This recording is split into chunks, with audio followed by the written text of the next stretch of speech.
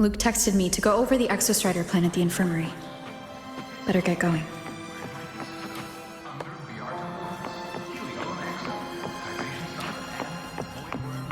Navora. Has she been staying here to recover?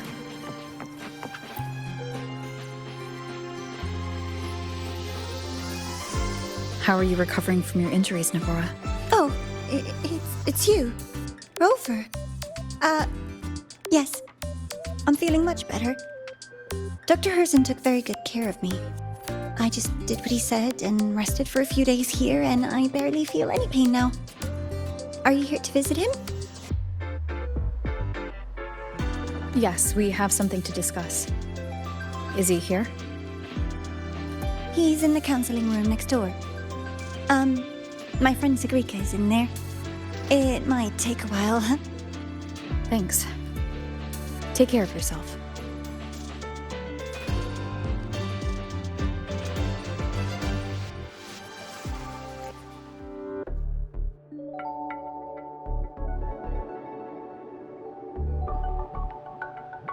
How to put this? I think you can have more faith in yourself, Segue.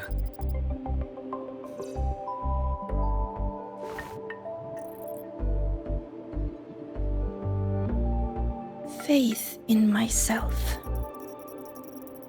You see, people can be more perceptive than you might realize, including those you care about. So try not to take everything to heart. Go a little easier on yourself.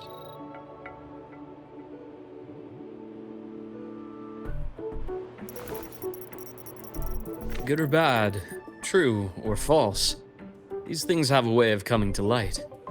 And as your friend Denia said, sometimes a little distraction is good for your health. Yeah. I'll give it a try. Thank you, Dr. Herzen. You're welcome. Again, don't push yourself too hard. I take it you're the type who'd suddenly bolt up in bed at night, wide awake, worrying about an exam? And that'd probably go on for a whole week. Huh? Is it really that obvious? Only my conjecture. Would you like some candy? Sweets help keep a smile.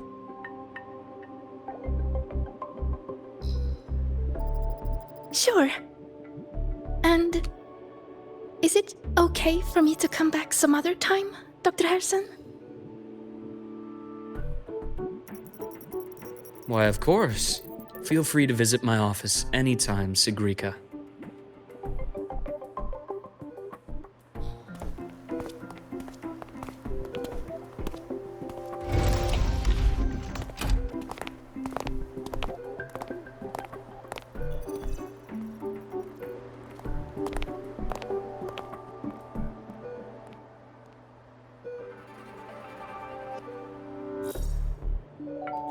So, about that Exostrider plan you mentioned, let's get into it.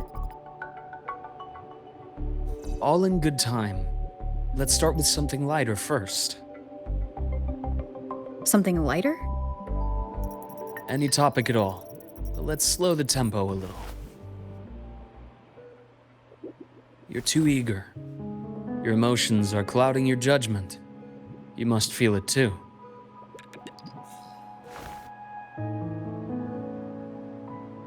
Here, a piece of candy. It'll help take the edge off and lighten the mood.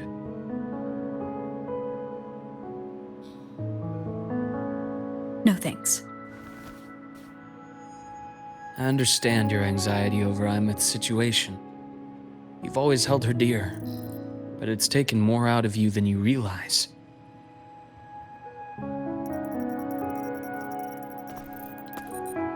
Things are best taken one step at a time. The Exostrider hasn't awakened yet. The key is to pace ourselves. Slow and steady, right?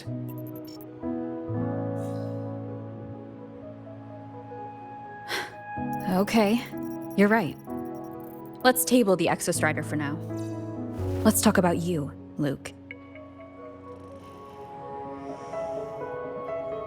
I trust Imeth. What we experienced together proved she was telling me the truth. And there's a connection there I can't ignore.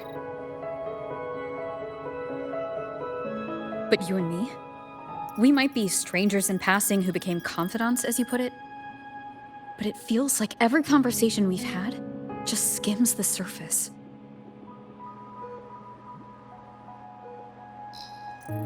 I prefer to know who I'm working with before jumping into something as big as opening the Strider Gate. It'll affect the entire Lahai-Roi region. Point taken. It seems a proper introduction is long overdue. Please, ask me anything. I'll answer as candidly as I can. Are you a consultant from the Black Shores? That I am not. Work that leaves documented trails doesn't suit my style. But I am acquainted with quite a few bloom bearers. Imeth said she didn't know you well, but that I could trust you. You also know about the bond between me and her. How? Imeth is a sharp girl. Even though you never introduced me to her, she could read between the lines of your actions.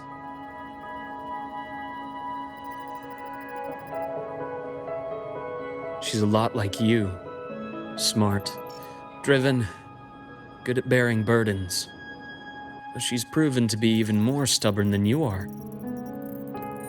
After you left Lahai-Roi, she came to see me a few times in the name of counseling, to learn about you. You didn't tell her anything. I didn't. You had other tasks for me here in Lahai-Roi. You didn't let us properly get to know each other because you wanted to shield her from my line of work. She later stopped these visits after realizing that.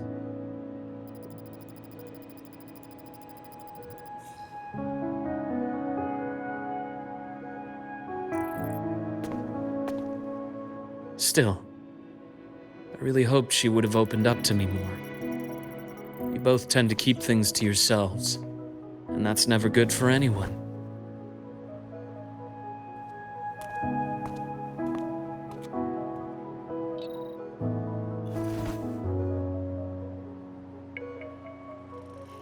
One last question.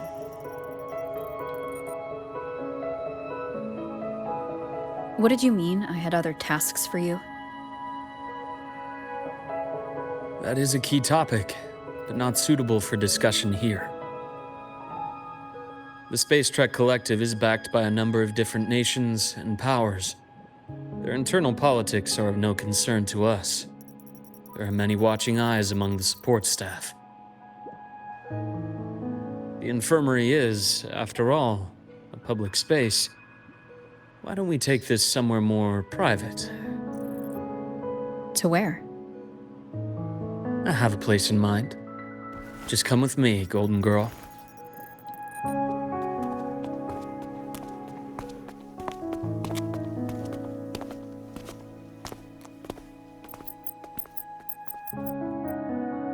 More personal business to attend to again, Dr. Herson? Shh. Just a quick break, Nana. Mind holding down the fort? The next shift will be here soon. Take care, Doctor. Do try to return in one piece. Don't worry. I have her with me today.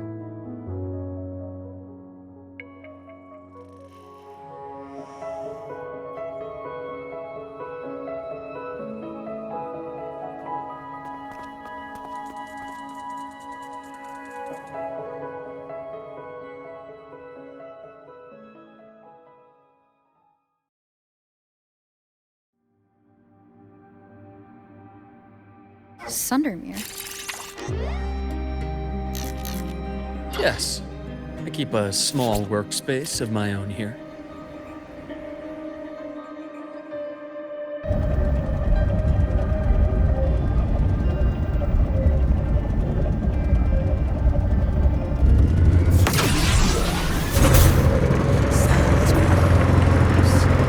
Giant stabs bearing the way.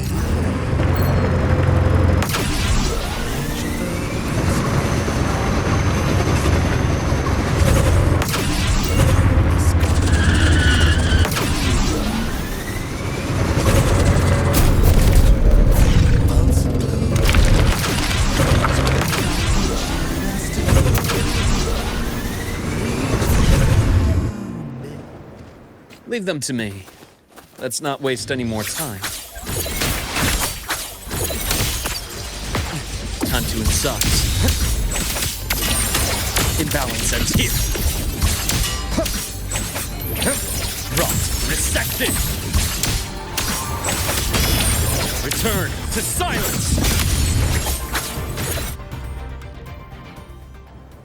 The Exostrider's sword emits a unique frequency.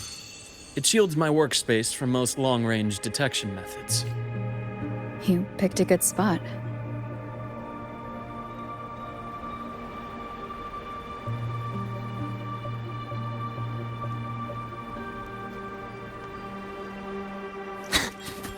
Gotta go fast!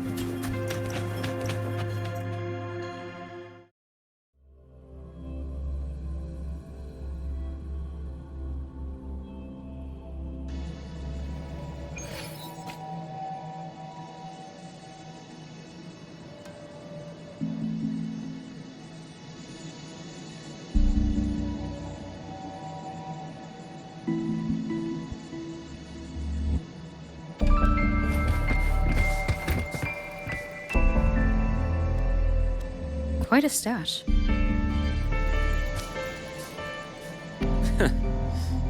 This is what a secret room is about. Now, where were we? Let's start with the conclusion before we get into all the details. You asked me to come to Lahai-Roi to watch for any Fraxidus activity. Warren was the first Fraxidus mole you uncovered, and you certainly won't be the last. Think of the Space Trek Collective as a web of competing powers. It's as much a haven for independence as a playground for agendas. An isolated polar region, rich with exoswarm and the potential for technological breakthrough. Lahai-Roi is a gold mine, even for the Fraxidus. You're saying the fall of Helios wasn't their real goal?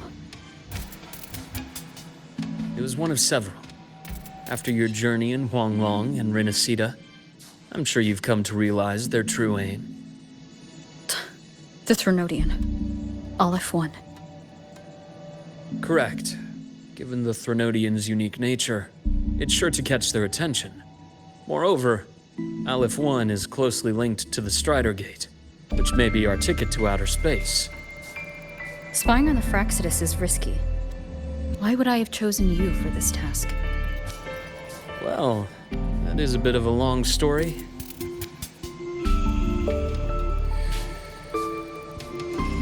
You've always preferred to see things for yourself.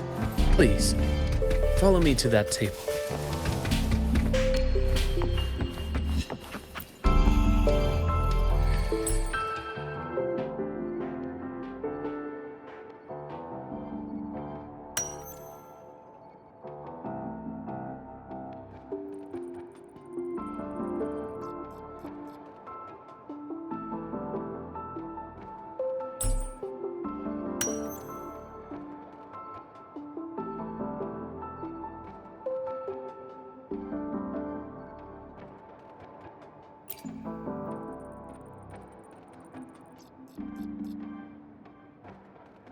The golden serum, developed by the Naviale group.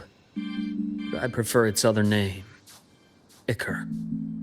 My father started it as a medication for rare diseases.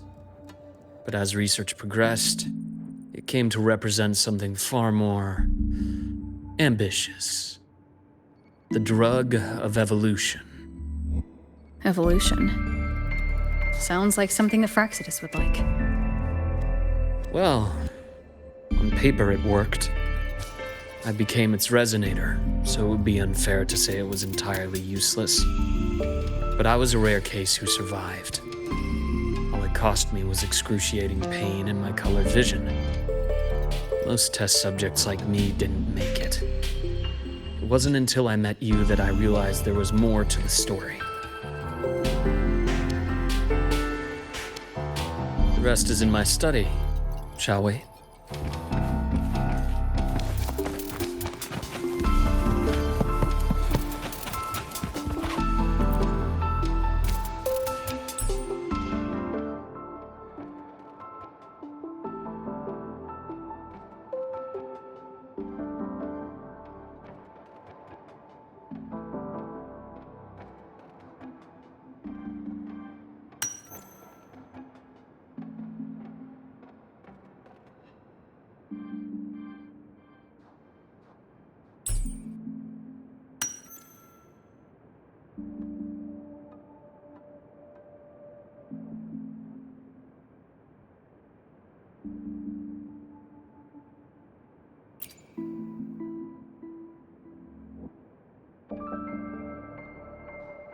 My brother Ryan drew this picture. Not related by blood. Father took us both in after his own children passed away from a rare illness long ago. Ryan never could handle pain, but he was easy to cheer up. Whenever the grown-ups would give me candy, I'd save it all for him. So that's why he always has candy with him. For a while, I tried to be the perfect son Father wanted. It never worked, so eventually I stopped trying. It only got worse from there. What Father tried to do to Ryan was unforgivable. And then came that accident. I thought what my father did was a rather mundane story. A cliché, someone trying to atone for past guilt, only to cause greater harm. Until your hints made me suspect it was someone's staged finale. So I had my father's grave exhumed. It was empty.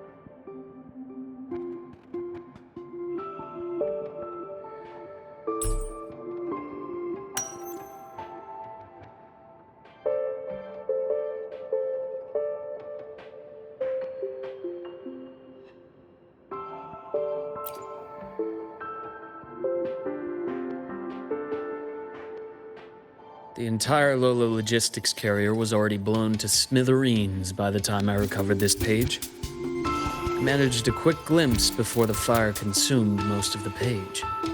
It is a report from an overseer. A Fraxidus Overseer's report on its way to the new Federation? Yes. Tucked away in a Lola logistics delivery box. The recipient is Eris, in the new Federation.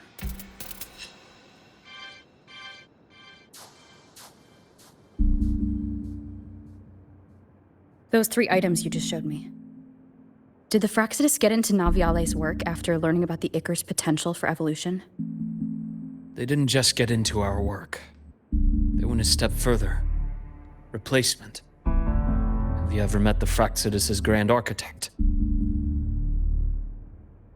The thousand-faced survivor. We met near the Styx Lake, deep within the Dark Tide. Wait. Does this mean your father was... Yes. My father was just another face the Grand Architect borrowed. Though looking back now, I can't recall the moment the real him was taken. I think the Grand Architect sees life and death as a game. I wouldn't be surprised if Father was even smiling in his coffin as we buried him in that downpour. So, that's your answer. Why did you choose me?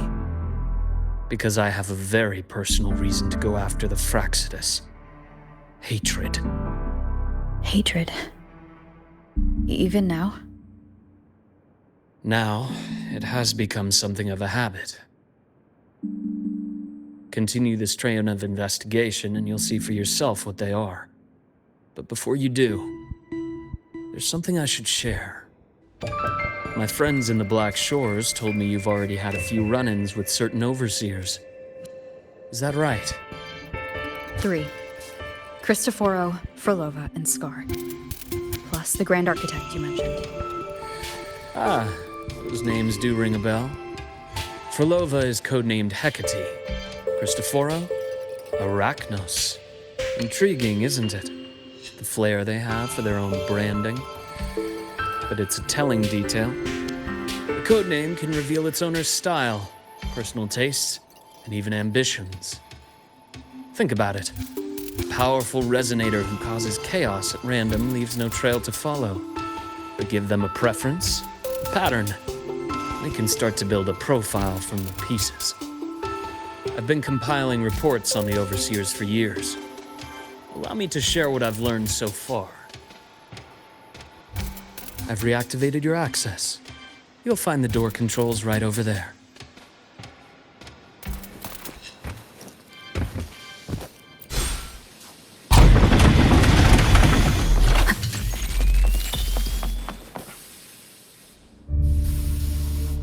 The Fraxidus is loosely organized.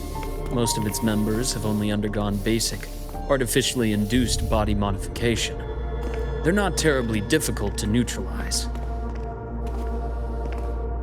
But if you encounter artificers with more creative modifications, you're likely looking at the handiwork of Hydra.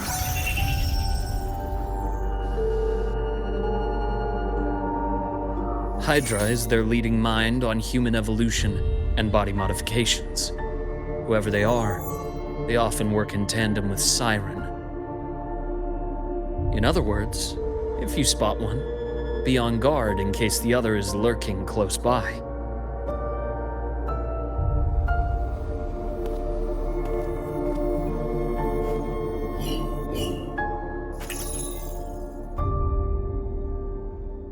Zashiki Warashi won't require much of your attention. This overseer primarily operates in Ashinohara, a region that's been largely destroyed by the Lament. Ashinohara. I've heard of it somewhere before. The girl we had in the infirmary for a while. Chisa, I remember. The city that trapped her, Onami, is part of Ashinohara. Now, on to two key pieces of the puzzle. I did say the Fraxidus was a loose organization, but even the most scattered cells still need funding to function.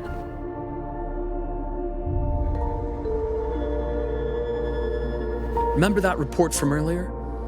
It's only a matter of time before you go to the new Federation. And based on the intel I've gathered, that's their most critical base of operations. And where you'll find Eris. How critical? Do they operate in the open? Not exactly. But in a place where money talks, they must have members in the highest echelons of government and business. Key members. Their foothold in the new Federation has given them immense leverage. With that endless stream of wealth, the Fraxidus operates with impunity across the planet. Speaking of which, Star Torch Academy is also heavily funded by the new Federation. To be blunt, they're the Space Trek Collective's single largest donor. Eris, huh? Duly noted. I'm assuming the other key piece is the Grand Architect. The Fraxidus Grand Architect. Their true name is unknown. They only appear through borrowed identities. Real people, legendary beings, and even the phantoms of the dead from others' memories. I did brush shoulders with them once. It was a shame. I had no idea at the time, and missed my shot. This pen was the only thing I brought back from that great fire. I have yet to decipher the lettering, but it shows one thing for sure. The Grand Architect has been around for a very, very long time. It's a pity you called me to Lahai-Roi. Otherwise, I would have continued following that trail. But you always have a good reason, right? You uncovered all this by yourself? More or less. I did have some help along the way. To get your hands on one of the Grand Architect's personal items, you did more than just follow a trail. You infiltrated them. Playing along with them isn't that difficult once you get the hang of it. Like I said, they are a loose organization. Knowing the Fraxidus, stealing all that intel on the Overseers is risky, no matter how loose they are. Each infiltration will only be more dangerous than the last. Luke, how can a doctor who doesn't value his own life save anyone else's? You know, this is the second time you've said those words to me.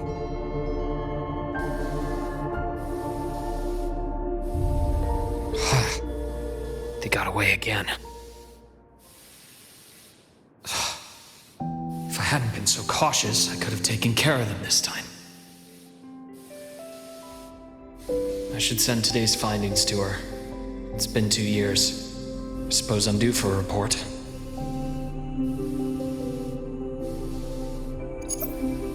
Good. You got the intel. Would have been a shame if I got myself killed for nothing. You want me to go to Lahai-Roi? Why? There's evidence of their activity in Lahai-Roi. I need you to keep an eye on things. And frankly, you need a break. Now is not the right time. You've already drawn enough attention. Do we really have to wait for you to get killed to decide it's the right time? How can a doctor save anyone else's life if he doesn't value his own? Keep pushing like this, and you'll be no different from them. Not pulling any punches, are you? Trust me, that's only the warm-up. Lahai-Roi is a nice place, Luke. Bright, passionate students, beautiful snow. Perfect for slowing things down. Listen to me on this. Come.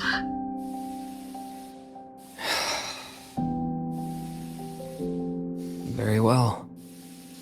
As you wish. So I've led a leisurely life in the Lahai-Roi ever since. No need to worry. I know my limits.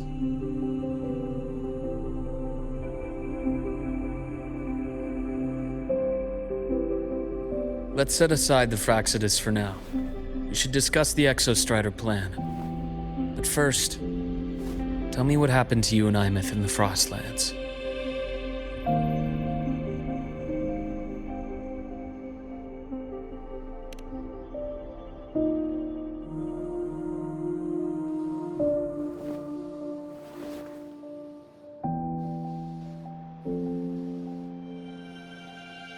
See, Imeth, she.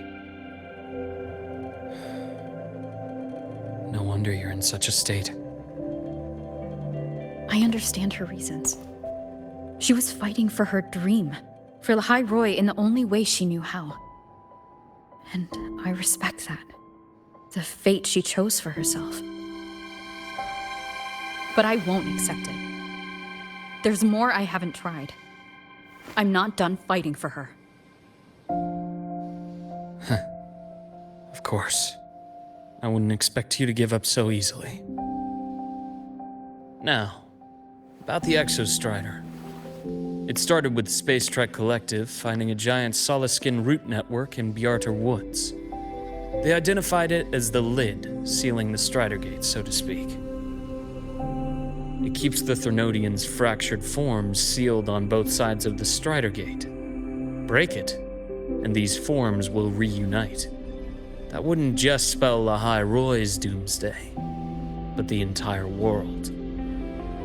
But the Collective still yearned to open that gateway, to explore the unknown. So, they created the Synchronists. The idea was to use augmented resonance to amplify the Exostrider's power, hoping that would keep the Threnodians suppressed. But lately, the Threnodians' attacks on the seal have been increasing. I'm afraid the Fraxidus is also getting ready to make a move. With the reactor core returned, all you need now is a little patience. Wait for the Exostrider to awaken. Then we can focus on how to use it to find Imeth. You were a synchronist in the Academy once before. I'll speak with Lucilla about getting you piloting access. Then I'll wait for your news, Luke. Certainly, but our immediate priority should be the Fraxidus.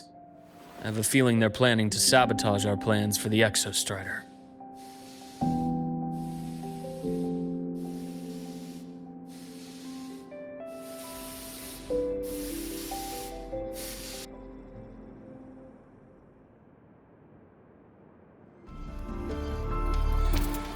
Rover said she'd like to check on the Exostrider in the Frostlands before she left. Well, it could be a way to take her mind off things. Now then. Dr. Herson, is something the matter? Must you always assume the worst, Lucilla? Can't I just call to chat? I find that highly unlikely, Doctor. Let's skip the preamble. What is it? Rover. So this is about Imeth. She was so tight-lipped with me about what happened in the Frostlands. Yet, she spoke to you. Sitting on our hands won't fix anything. And she was willing to open up. If a friend runs into trouble, I'll naturally step in to listen. Besides, what I have to share today benefits the Academy. It could help us get ahead of a few potential issues. Very well. Let's hear it then. Meet me at the Institute, the usual spot.